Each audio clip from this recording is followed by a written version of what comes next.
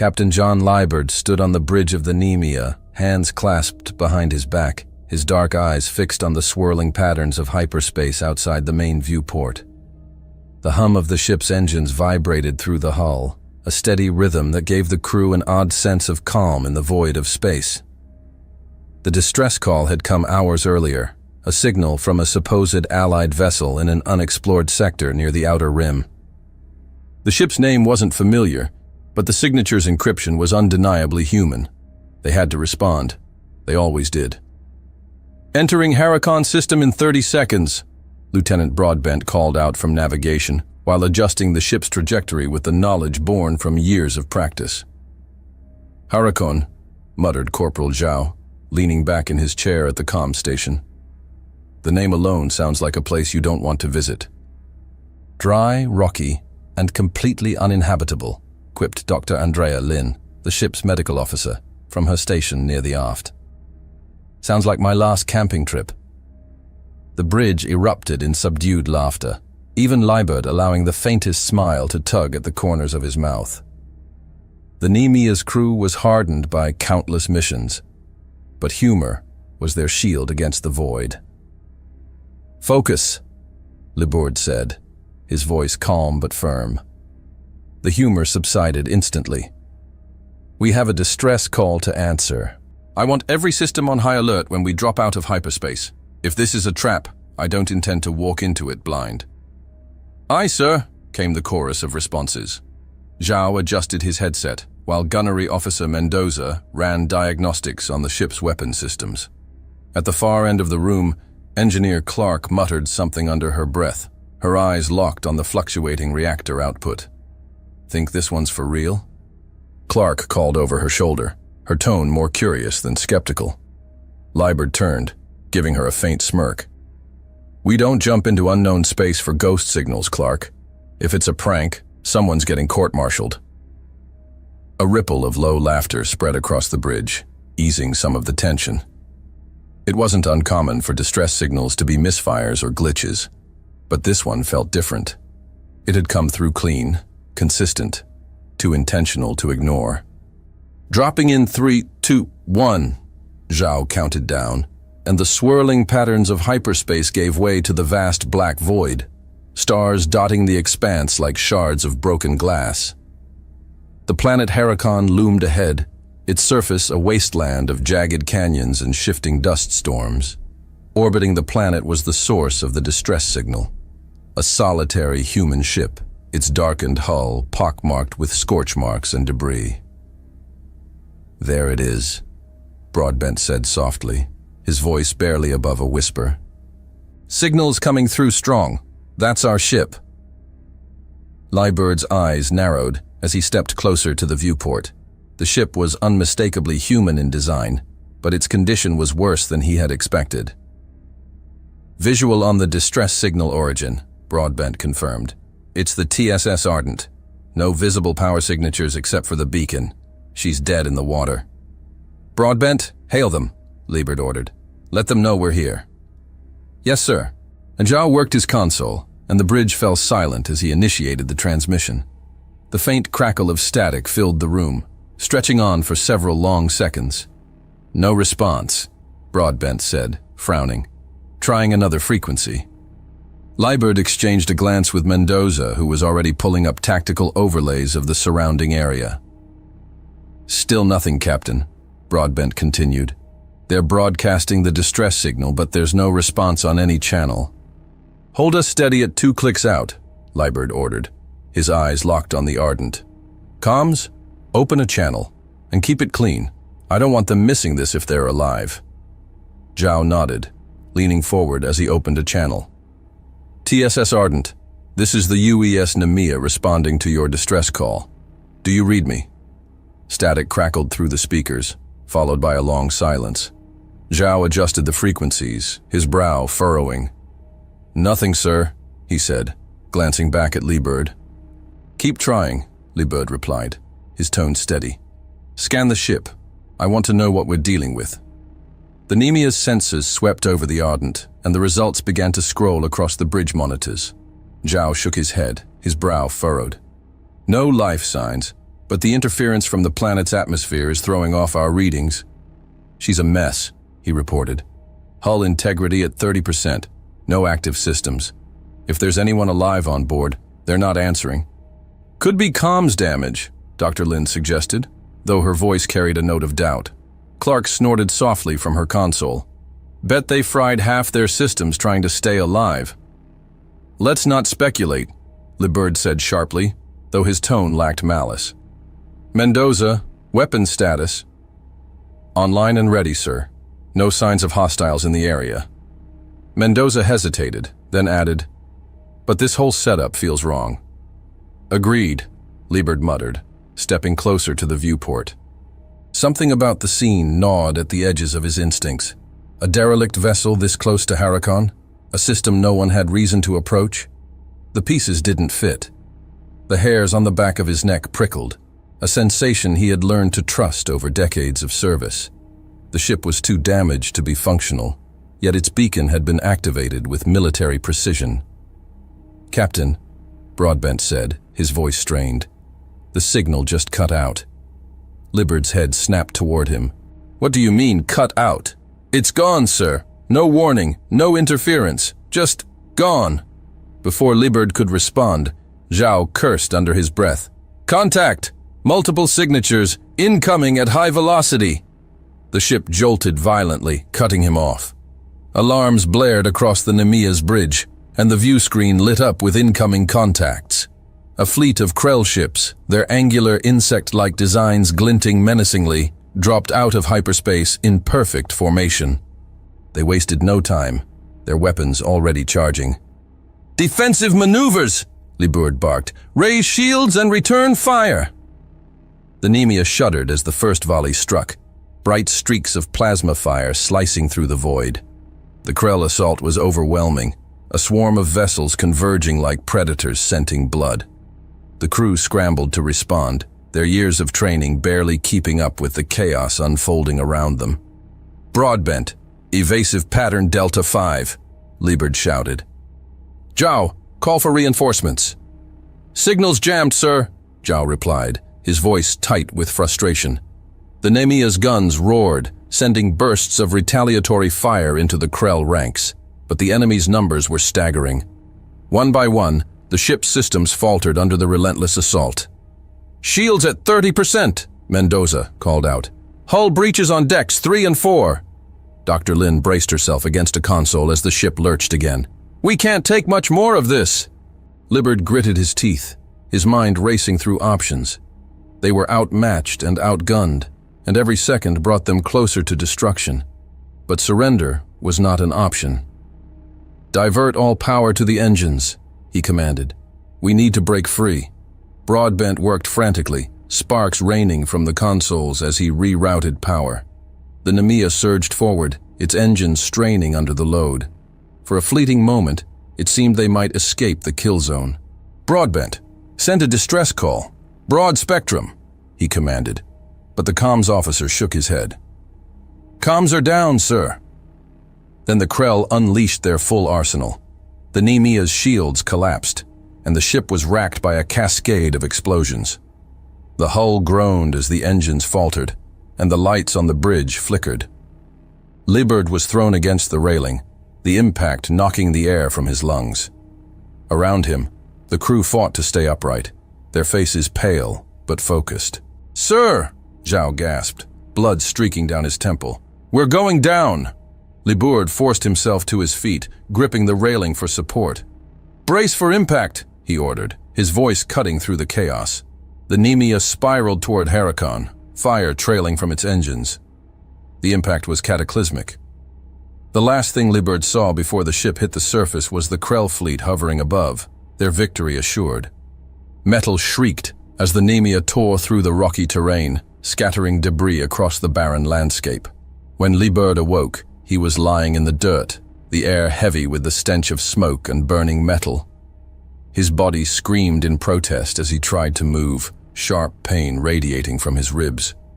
He blinked, his vision clearing to reveal the shattered remains of the Nemia, around him a twisted graveyard of steel and ash. Bodies lay motionless amid the debris, Broadbent, Zhao, Lin, Mendoza, Clark, their faces frozen in expressions of fear and determination. Liebert's heart clenched, but there was no time to grieve. In the distance, he saw movement. The Krell had begun to descend, their figures silhouetted against the harsh glare of Harakon's sun. They moved with purpose, scavenging the remains of the Nemea with a cold, robotic manner. Liebert's hand brushed against something solid. He looked down to find a shard of metal, jagged and sharp. It wasn't much, but it was a start. Liebert gritted his teeth, forcing himself to his feet. Blood trickled down the side of his face, but he ignored it. Alone, on a hostile planet, surrounded by enemies, Captain John Liebert did the only thing he could. He prepared to fight. He was alive, and that was their mistake.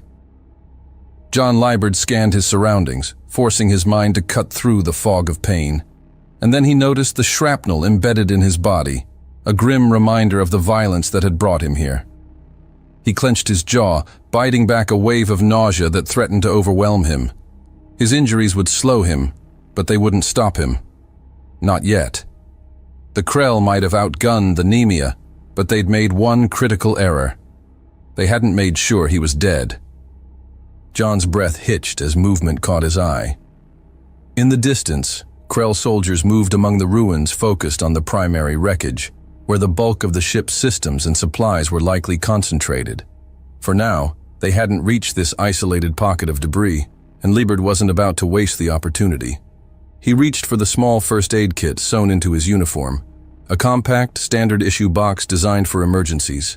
His fingers fumbled against the latch, the broken arm making even this basic task agonizing. He hissed through gritted teeth as he finally flipped it open, revealing its contents. Grabbing a nano bandage, he braced the kit against his knee. Every movement sent sharp pain radiating from his arm, but the bleeding was the greater threat. He worked with his uninjured hand to press the bandage over the wound. The device activated instantly, sealing the area around the shrapnel and stopping the blood flow. He leaned back briefly, his breath coming in short gasps. The pain was merciless, but extracting the shrapnel could wait. Right now, survival was all that mattered. Tearing a strip of fabric from his torn uniform, he fashioned a makeshift sling for his injured arm. Using his teeth and his uninjured hand, he managed to rip free a piece long enough. Wrapping the cloth over his shoulder and around his torso, he secured it tightly with his free hand. The process was clumsy and torturous, but the sling held. Keeping low to the ground, he began to move, his boots crunching softly against the gritty soil. The jagged rock formations nearby cast shifting shadows, offering brief moments of cover. Every step felt like a gamble, the Krell patrols spreading out in disciplined formations as they scoured the crash site. He needed to stay out of sight, and fast. Ahead, a series of jagged cliffs loomed, their surfaces marked by cracks and crevices that hinted at hidden caverns within. It was his best chance.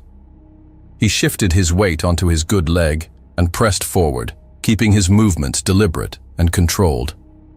The sound of his own breathing seemed deafening in the eerie quiet of the wasteland. The entrance to the cavern was narrow, barely wide enough for him to squeeze through. The rock scraped against his shoulders as he slid inside, the temperature dropping sharply as the light faded. He allowed himself a brief moment to exhale, his back pressing against the cool stone. Safe, for now. John's hand drifted to his chest pocket, pulling out the small survival kit again. This time he retrieved a mini torch and a single dose of pain suppressant. The suppressant would dull the pain quickly, but it wouldn't restore his strength, and strength was something he couldn't afford to lose. Not now. The torch's faint beam illuminated jagged mineral deposits, their edges glinting in the darkness. The damp air carried the soft sound of trickling water, but this was no time to explore. Staying ahead of the Krell was all that mattered. Forcing himself to his feet, he turned his attention back to the wreckage. From his vantage point at the cavern's entrance, he could see the Krell patrols growing more aggressive, their movements punctuated by bursts of alien chatter. They were closing in. If he was going to turn the tide, he needed resources, and there was only one place to find them. Using the terrain to his advantage, John slipped from the cavern under the cover of dusk. The light softened as Harakan's sun dipped below the horizon, casting long shadows across the debris field. The Krell weren't near his immediate position, but their patrols circled the wider crash site with disciplined efficiency. Though advanced, their technology seemed hampered by Harakan's atmosphere, forcing them to rely on visual sweeps instead of heat scanners. Their faintly glowing armor, bioluminescent in the dim light, gave away their movements, making them easier to track. For now, the patrols remained at a distance, but John knew even a small misstep could draw them closer. He moved with painstaking care, his footsteps muffled by the soft soil. The remains of the Nemea loomed ahead, its once proud form now a shattered husk. He approached what had once been the ship's engineering bay, his eyes scanning for anything salvageable. The Krell had clearly been through here, but they'd underestimated the value of what they left behind. A faint glow caught his attention. A terminal, barely functional, its screen flickering like a dying ember. John crouched beside it, his fingers brushing over the cracked surface. He worked quickly, bypassing damaged systems and redirecting power from an auxiliary battery he'd scavenged earlier. The screen stabilized, and lines of code scrolled across it. "Come on," he muttered under his breath, while working the commands. The Krell had corrupted parts of the system, but the core remained intact. He navigated to the comms array, his training kicking in as he encrypted a distress signal. The codes he used were old, outdated, but they carried a signature the fleet would recognize. The signal pulsed once, then again, its faint transmission cutting through the void. It wasn't much, but it was a start. He leaned back, exhaling slowly as the weight of the moment settled over him. Help might be days or weeks away, but at least he'd made his voice heard. A sharp sound snapped him out of his thoughts. Footsteps, heavy, deliberate. The Krell were closer than he'd realized. He killed the terminal's power and slid back into the shadows, his heart pounding in his ears. He retreated to a nearby outcropping, scanning the terrain for something, anything that could give him an edge. His eyes landed on a piece of the Nemea's hull, warped but intact. Dragging it toward him, he worked quickly, his mind racing. If he could control the Krell's approach, he could turn the fragment into a weapon. Using exposed wiring and a damaged capacitor, he rigged the hull into a crude, unstable trap. It wasn't much, but it would have to do. He positioned it at the entrance of a narrow pass, carefully aligning it to funnel the Krell toward the device. All he needed now was bait. John angled the light from his torch with a shard of reflective glass, creating a faint glimmer near the trap. It was a risk, but one he had to take. Then, gripping his improvised blade tightly, he retreated to a higher vantage point to wait. Minutes dragged like hours as the Krell approached, their alien voices murmuring in low, guttural tones he couldn't understand. Their bioluminescent armor flickered faintly as they advanced, weapons raised. The first stepped into the pass, followed by another, then a third. He waited until they were all within range. The trap detonated with a deafening roar. The capacitor overloaded, releasing a violent burst of energy that hurled the Krell against the rocks like broken marionettes. Their cries were silenced instantly. John didn't hesitate. He descended into the chaos like a predator, his blade slicing through the survivors before they could recover. Each movement was calculated, brutal, and final.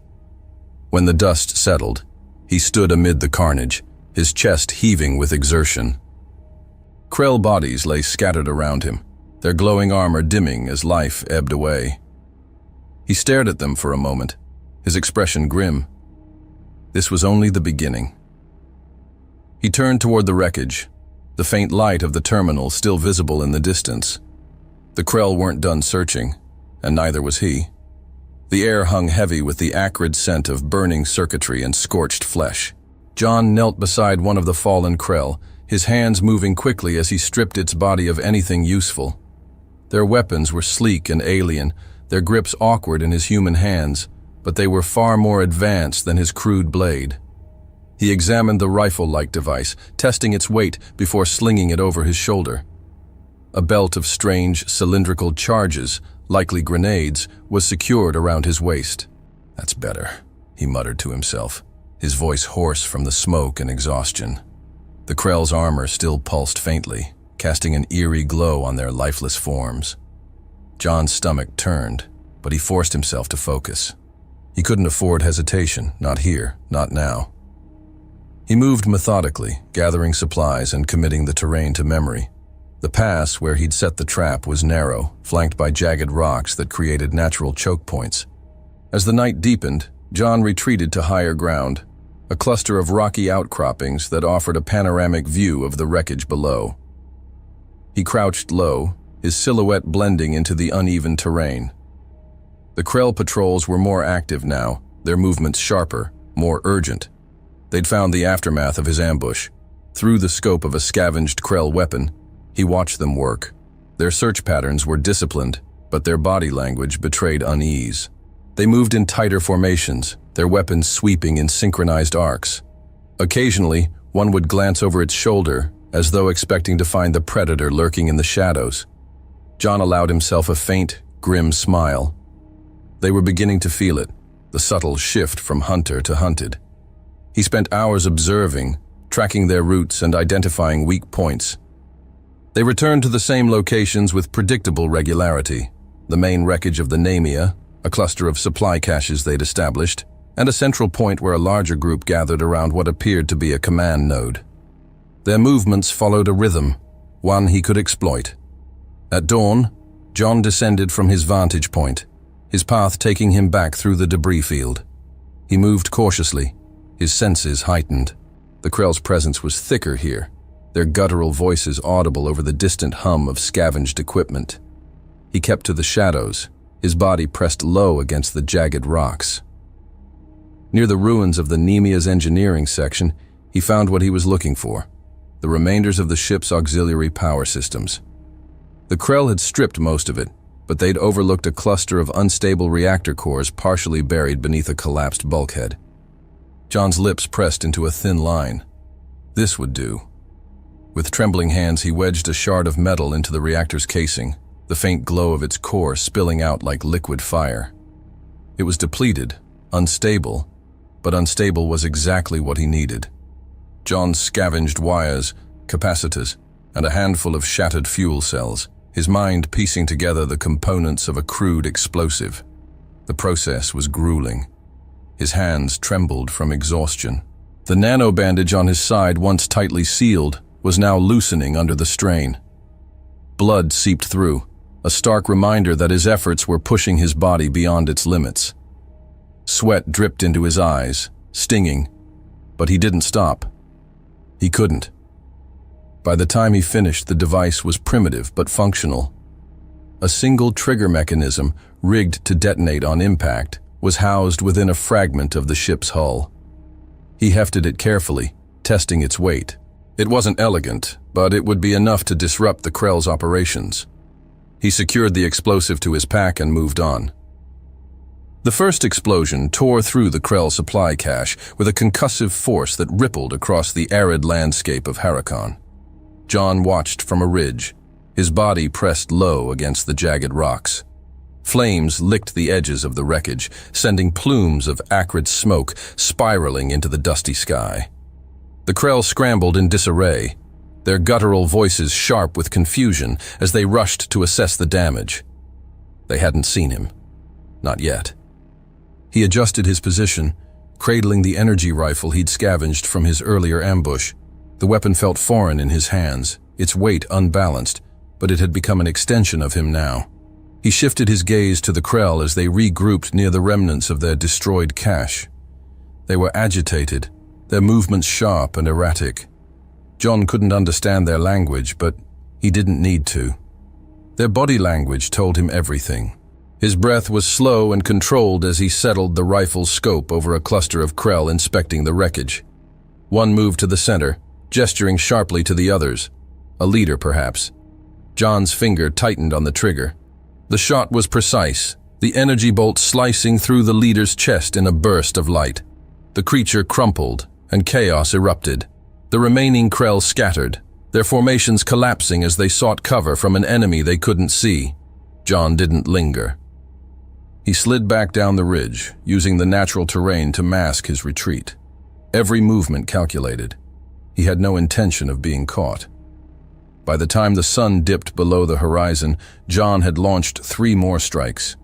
Each one targeted a critical resource, a power relay, a secondary supply cache, and an equipment station where the Krell had begun assembling makeshift defenses. The Krell were responding, but they were too slow to stop him. As he moved through the shadows, John's mind raced. He'd been studying their movements for 2 days, watching how they communicated, how they reacted. Their rigid, hierarchical structure made them predictable, and predictability was a weakness he could exploit. He used the signals from the Nemea's terminal to feed them false leads, luring patrols into dead ends or exposing them to ambushes. Each time they followed his bait, they paid the price. The Krell were beginning to fracture. John could see it in the way they moved, their formations growing tighter, their gestures more frantic. They no longer trusted their patrol routes, doubling back to check areas they'd already searched. Occasionally, one would break formation entirely, darting into the shadows as if fleeing an unseen predator. John capitalized on every mistake. He struck at night, using the cover of Harakon's relentless dust storms to obscure his movements. His attacks were swift and brutal. A volley of rifle fire, a grenade hurled into a cluster of soldiers, a tripwire rigged to a salvaged capacitor. Each encounter left the Krell more disoriented, more paranoid. The toll on John's body was mounting. His injuries were a constant reminder of how close he was to the edge. His hands trembled as he reloaded his rifle, his muscles screaming in protest with every movement. The isolation was worse than the pain. Harakon was silent, save for the howling winds that swept through its canyons. John caught himself speaking aloud, his voice hoarse and broken as he cursed the Krell under his breath. Occasionally, he heard the voices of his crew, not real, of course, but memories surfacing unbidden. "You always overthink these things," Mendoza's voice echoed in his mind, accompanied by the faint image of the gunnery officer's easy grin. John exhaled sharply, his jaw clenched.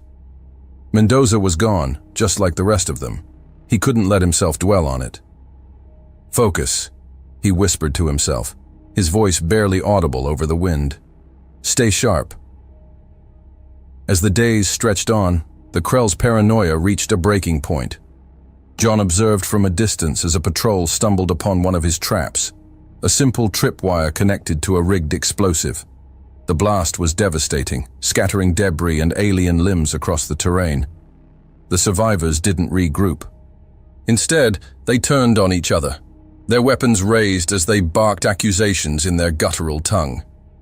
John watched, his chest heaving as he tried to suppress a grim satisfaction. They were tearing themselves apart, but the satisfaction was fleeting. As he crouched behind the rocks, his vision swam, and a wave of dizziness nearly toppled him. He pressed a hand to his side, feeling the warmth of fresh blood seeping through his bandage. His strength was waning, and he knew it. The night after his most intense ambush yet, John found refuge in a narrow cave tucked into the cliffs. He stumbled inside, his legs barely supporting him as he collapsed against the cold stone. The rifle slipped from his grasp, clattering to the ground. His breathing was ragged, each inhale a struggle. The cave was dark, the air damp and heavy. He felt the weight of his exhaustion pressing down on him, the adrenaline that had fueled him finally giving way to the reality of his injuries. He leaned back, his head resting against the rock. For the first time in days, he allowed himself to stop.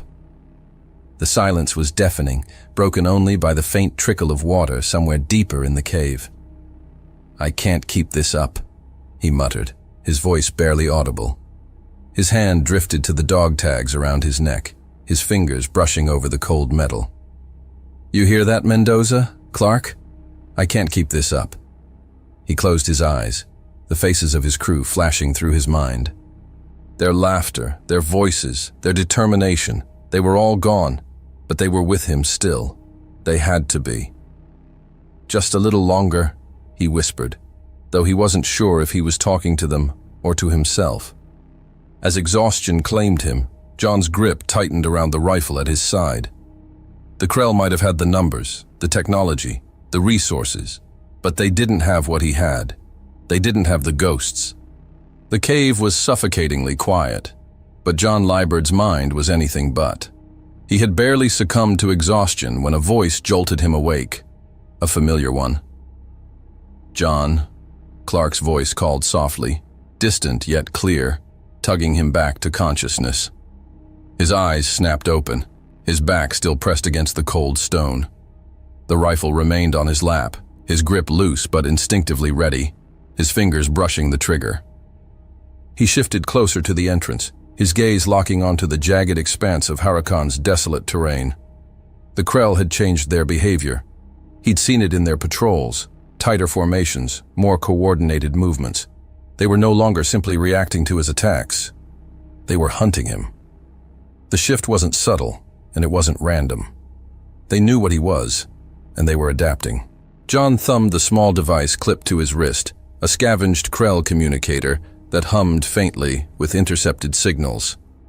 Their language was incomprehensible, a mess of guttural clicks and hisses, but the patterns told him enough. They were triangulating his position, setting up a perimeter to funnel him into their trap. He flexed his fingers against the cold metal of the rifle. If the Krell thought they could box him in, they hadn't learned enough yet. The first step was understanding the trap. John spent hours moving through the shadows, tracking the Krell as they established their positions. He crept along the ridges and outcroppings, his movements silent like a shadow. The terrain was his ally here. Jagged cliffs and narrow passes offered natural concealment, while the frequent dust storms masked his presence. From his vantage points, he pieced together their plan. The Krell were herding him toward the central wreckage of the Nemea. They'd deployed patrols along the surrounding ridges, their bioluminescent markings faint but visible in the distance. A larger force was massing near the ship's remains, where they were preparing for a confrontation. John crouched low behind a cluster of boulders, his mind racing as he studied their positions. The wreckage was both an opportunity and a risk. It was where the Krell expected him to go, but it was also where the resources he needed were buried. He had no choice but to take the gamble. The faint glow of the Nemea's ruined hull came into view as John crept closer, his body low to the ground. He could see the Krell now, their figures silhouetted against the flickering fires that still smoldered in parts of the wreckage. They were methodical, scanning every corner of the debris field, their weapons ready. John kept his movements cautious, slipping between shadows as he approached the engineering section. He needed access to the reactor cores. Their instability could be turned into a weapon powerful enough to level the Krell's staging area.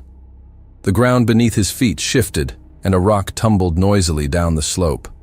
John froze, his breath caught in his throat. One of the Krell turned sharply, its glowing eyes scanning the ridge. The moment stretched into eternity as John pressed himself against the cold rock, his heart hammering in his chest. The alien's gaze lingered, its weapon raised, but it didn't advance. After a tense moment, it turned back to the others, barking a series of sharp clicks. John exhaled silently, his grip on the rifle tightening. He couldn't afford another mistake. The reactor cores were just as he expected, partially buried beneath a collapsed bulkhead, their damaged casings glowing faintly.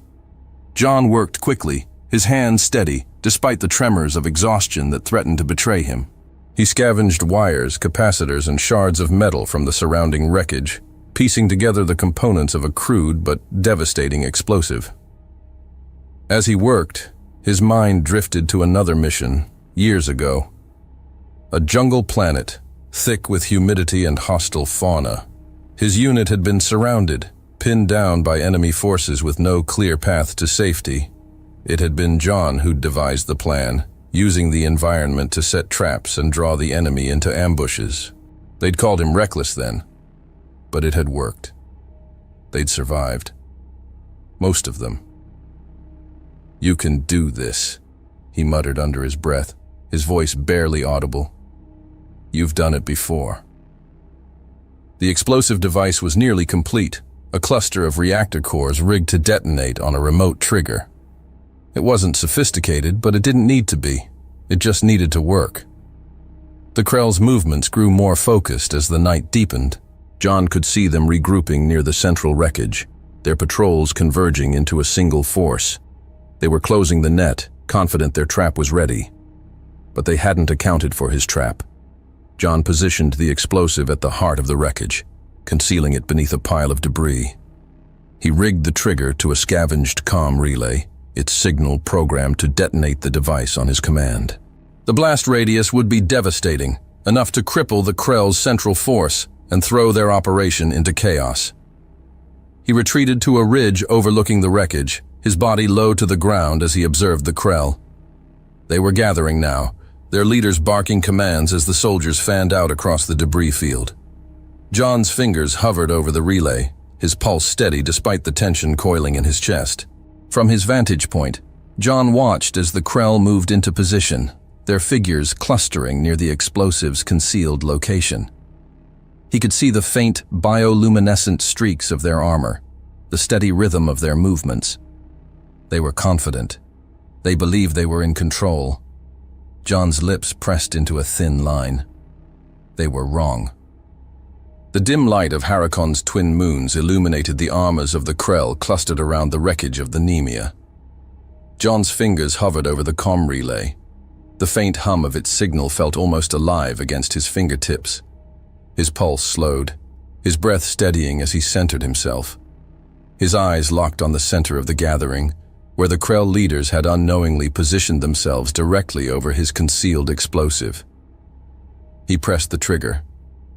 The explosion ripped through the night like a primal scream, the earth convulsing under the sheer force of the blast.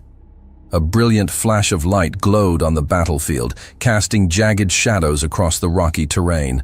The reactor cores detonated in a chain reaction, their unstable energy ripping through the Krell ranks in a wave of fire and shrapnel. Bodies were hurled through the air like broken puppets, their armor splintering under the sheer force. From his vantage point, John watched the carnage unfold. The organized lines of the Krell dissolved instantly, replaced by chaos. Their guttural cries echoed across the wasteland as survivors scrambled for cover, their formations collapsing under the weight of confusion and fear. John acted fast. He descended from the ridge, moving like a ghost through the dust and smoke. His rifle was already in his hands, its stolen battery pack humming faintly as he leveled it at the first group of Krell. The shot was clean, and the soldier dropped before it could react. The first skirmish was over in seconds. 3 Krell lay dead. John scavenged quickly, his hands moving fast and confident as he stripped them of weapons and ammunition. His mind was a blur of calculations, where the next group would be, how much ammunition he had left, how long he could keep this pace before his body gave out. The Krell were faltering. John could see it in their movements, their hesitations. Small groups wandered aimlessly through the debris field, their weapons raised but their focus fractured. They no longer moved with the confidence of a superior force. Instead, they seemed haunted. John struck without mercy. A group of 4 Krell soldiers patrolling the western edge of the wreckage fell victim to one of his traps. A stolen explosive that left their bodies hurled against the rocks in a twisted tangle of limbs and shattered armor. Another group near the collapsed engineering bay fared no better. John used the terrain to his advantage, circling around them and picking them off one by one. His rifle spat bursts of energy, each shot finding its mark before the Krell could react. By the time they realized what was happening, half their number lay dead. But John's body was beginning to betray him.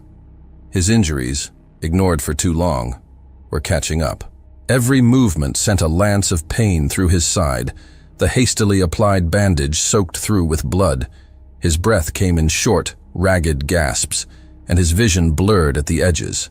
He stumbled as he moved between positions, his balance faltering on the uneven terrain. He pressed on. The Krell were collapsing. Their patrols no longer coordinated, their attempts to regroup undermined by paranoia and exhaustion. John could hear their frantic chatter through the communicator strapped to his wrist, the patterns disjointed and chaotic. They seemed to spoke of a ghost, or something like that, among the wreckage. The word repeated in their guttural tones, their fear visible even through the alien dialect. John smiled grimly. Let them think he was a ghost. The final confrontation came near the central wreckage. A cluster of Krell, perhaps the last cohesive unit, had barricaded themselves near what remained of their command node. John watched from the shadows, his breathing labored as he assessed the situation. There were too many for a direct attack. He reached into his pack, pulling out one of the last grenades he'd collected from his attacks. The device felt heavy in his hands, its alien design unfamiliar, but intuitive enough. He armed it with a flick of his thumb, the faint hum of its charge vibrating through his fingertips. With a deep breath, he hurled the grenade toward the barricade. The explosion was instantaneous, the shockwave tearing through the Krell's defenses and scattering their ranks. John moved in the chaos, his rifle snapping to his shoulder as he picked off the survivors. His movements were slower now, less precise, but every shot counted. A Krell soldier lunged at him from the smoke, its blade flashing in the dim light. John twisted to avoid the strike, but the movement was sluggish, and the blade caught his arm, slicing through fabric and skin. He cried out, the pain searing, but he drove his own blade into the creature's chest, his strength fueled by sheer determination. Broadbent, Zhao, Lin, Mendoza, Clark. Their names echoed in his mind like a mantra, tethering him to the moment, driving him forward. When the dust finally settled, silence blanketed the battlefield. John stood alone in the wreckage, his breaths ragged, his frame trembling under the weight of exhaustion and victory. Blood dripped from the wound on his arm, pooling at his feet. He swayed, his vision narrowing as the edges of the world blurred. As he stumbled toward the nearest console, his steps faltered. For a moment, he could see them, his crew. Broadbent leaning against a console with a wry grin, Mendoza tightening a strap on her gear, Zhao and Lin whispering about some joke he'd never understand, and Clark furrowing her brow, always ready for the next problem to solve. They weren't real. He knew that. But in the haze of pain and exhaustion, their presence steadied him.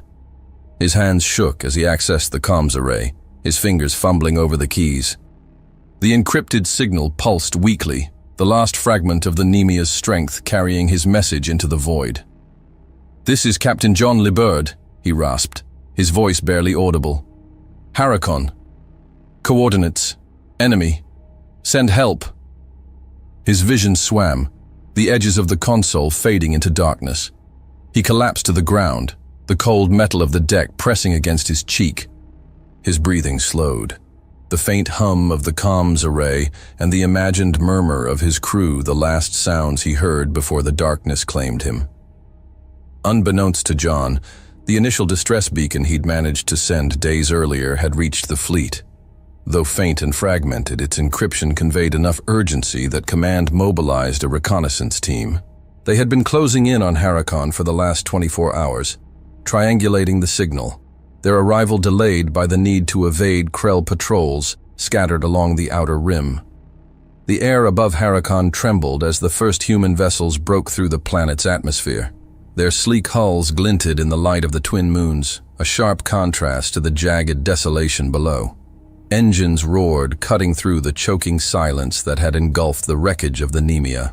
The lead ship, its markings unmistakable as a UES-class destroyer, descended like a steel predator, bristling with weaponry. On the ground, the remaining Krell froze. The alien soldiers, already battered and disorganized from John's relentless assault, turned their bioluminescent heads skyward. Their guttural chatter rose in pitch, frantic and sharp. The organized retreat they had been attempting to orchestrate dissolved in an instant as the reality of their situation became clear. Reinforcements had arrived, but not theirs. John Liberd lay motionless in the ruins of the Nemia, his body barely visible beneath a tangle of debris and ash. The faint hum of the comms array still pulsed beside him, a flickering beacon in the chaos. The first explosion jolted him awake. The sound was deafening, a thunderous roar that shook the ground beneath him. Through the haze of pain, John registered the distant, unmistakable crack of human railguns. A second explosion followed, then a third, each one closer than the last. He blinked, his vision swimming as shadows moved across the smoke-filled sky. He wasn't sure if he was dreaming until the distinct, clipped cadence of a human voice crackled through his communicator. "This is Admiral Kinnear of the UES Gaia to all ground units. Target Krell positions and engage on sight. No quarter." Relief washed over John like a tide. They'd heard him. They'd come. The Krell's retreat turned into a rout as the first wave of human dropships touched down. Soldiers in dark, angular armor poured from the ships, their movements precise and unrelenting. Plasma bursts from Krell rifles lit up the battlefield, but the humans returned fire with a ferocity the aliens couldn't match. High-energy railgun rounds tore through Krell formations, scattering bodies and shrapnel in their wake. Overhead, fighter craft screamed through the skies, strafing Krell positions with pinpoint accuracy. The ground shook as heavy ordnance rained down, tearing apart the barricades the aliens had so hastily constructed. The Krell's bioluminescent markings, once a sign of their strength, now flickered erratically as panic spread through their ranks. From the cockpit of her dropship, Lieutenant Commander Maria Ray surveyed the battlefield. Her sharp green eyes narrowed as she studied the tactical display, the Krell positions blinking red against the map's glowing grid. She keyed her comms, her voice calm but firm. "Bravo, team. Secure the central wreckage. Alpha, push forward and clear the ridge. No stragglers." Near the central wreckage, the Krell's desperation reached its peak. Their soldiers broke formation, abandoning equipment and weapons as they fled toward the surrounding cliffs. Those who remained tried to hold their ground, their guttural cries defiant as they fired blindly into the dust-choked air. It wasn't enough. A hail of human fire cut through their ranks, the soldiers of the UES Gaia moving with ruthless precision. One by one, the Krell fell, their superior numbers rendered meaningless by the sheer ferocity of the human assault. "They're breaking," called a voice through the comms. "We've got them pinned." "Finish it," Ray ordered. Her ship hovered above the battlefield, its thrusters kicking up clouds of dust as it descended. "Secure the area and locate Captain Liebert." John's world was a blur of sound and shadow. He barely registered the approaching footsteps, the muffled shouts that pierced the haze. A hand gripped his shoulder, firm but careful, and he felt himself being lifted. Voices swirled around him, fragments of conversation he couldn't quite piece together. "Found him!" someone shouted. "He's alive, but barely." "Get a medic over here now!" John's head tilted weakly, his vision fading in and out as he caught fragments of movement, soldiers in dark visors, the fires of battle still dancing in their reflections, every motion executed with efficiency. He felt a needle prick his arm, a rush of cold spreading through his veins as his breathing steadied. "Hang in there, Captain," said a voice close to his ear. It was calm, authoritative, a medic, judging by the tone. "You're safe now. Broadbent, Zhao, Lin, Mendoza, Clark, safe." The word lingered in John's mind, a fragile concept he hadn't allowed himself to entertain until now. The Krell were shattered. The few survivors scrambled toward the cliffs, abandoning weapons and hope alike, their retreat echoing with guttural cries of panic. Human forces pursued them briefly before pulling back, their focus shifting to securing the battlefield. The wreckage of the Nemea was now under human control, its jagged silhouette standing as a testament to the cost of survival. The battlefield was eerily quiet now, save for the hum of engines and the muffled footsteps of soldiers moving through the wreckage. What was left of their forces, scattered bodies, shattered equipment, and broken morale, was a stark testament to their defeat. Human soldiers moved methodically, securing the field. Groups of engineers worked to dismantle Krell equipment and recover whatever could be salvaged from the ruins of the Nemea. Others escorted the surviving Krell prisoners toward the massive UES Gaia, their weapons ready but lowered. The captured aliens moved sluggishly, their glowing armor dim, their heads bowed in defeat. Amidst the controlled chaos, a team of medics crouched over John Liebert, working quickly to keep him alive. His breathing was shallow, his face pale and his pulse weak, but he was hanging in there. One of the medics, a young man with a grim expression, adjusted an IV while speaking to his colleague. "Vitals are weak, but stable. We need to get him to the med bay on the GEA before his blood pressure crashes."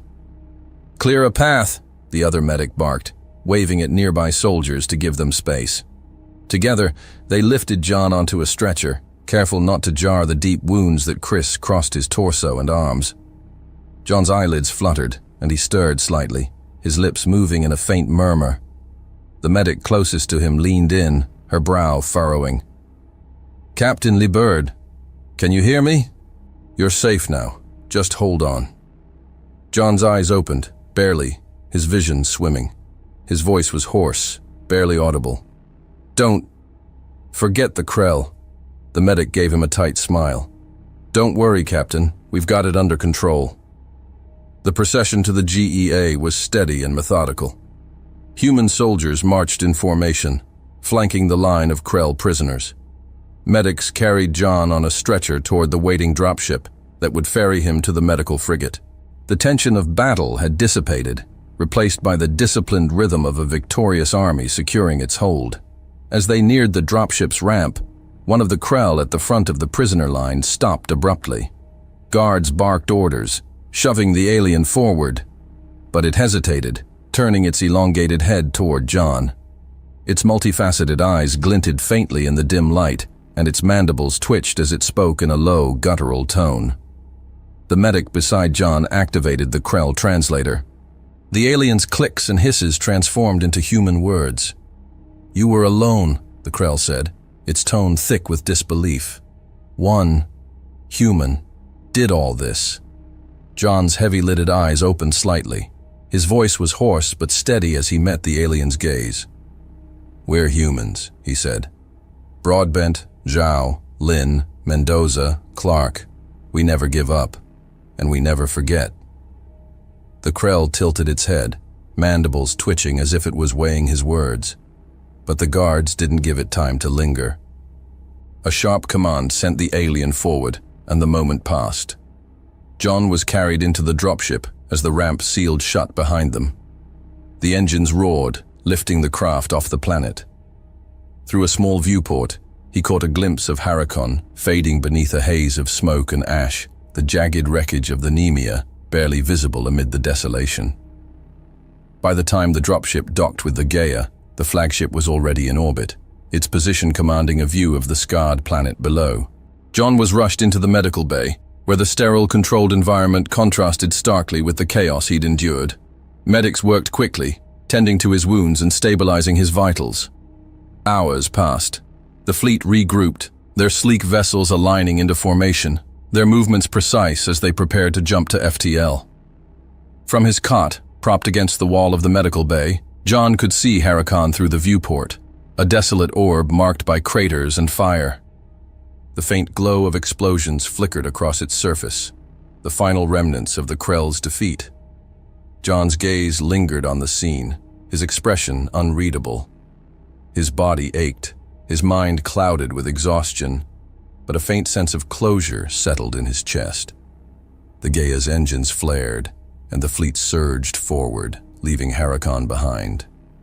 John closed his eyes, letting the quiet hum of the ship carry him into a deep, dreamless sleep. Hey there again. I'm glad you've come so far. Hope you enjoyed the video.